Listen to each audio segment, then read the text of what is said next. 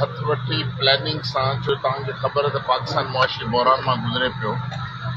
बैन अवी तौर ते हिन ते तमामु कर्ज़नि जो दॿा आहे, त उन जे करे जेका क़ुर्बानी जी क़ीमत आहे उहा सिंध खां अदा कराई वई आहे।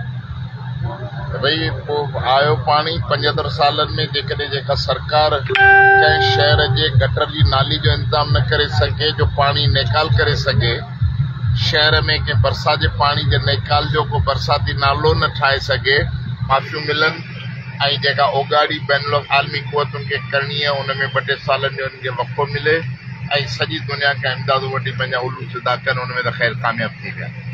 हाणे जॾहिं कामयाबु थी विया त असीं चऊं था त बाबा तव्हां सिंध खां क़ीमत एतिरी वरिती, करोड़ा इंसान दरबदर थिया, बेघर थिया, त हाणे त कुझु कयल कयो, त हाणे तव्हां संजीदा थी करे ॻोठनि जो पाणी कढण लाइ इंतज़ाम कयो।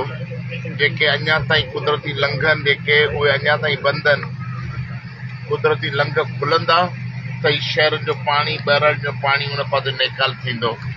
तव्हां ॾिठो त बदीन में जॾहिं माण्हू गॾु थिया त कुदरती लंघ खोलियो पुराण नदी वारो, त हुकूमत पंहिंजे हिमायती टीम तयारु करे उहा बि गॾु गॾु रोड ते विहारे छॾी, जेका चए पई त न खोलियो। त बहितर हिकिड़ो सिंध में वरी नई मुसीबत क़बाइली ऐं राज्यनि जा झेड़ा कराइण जी हिननि इब्तिदा कई।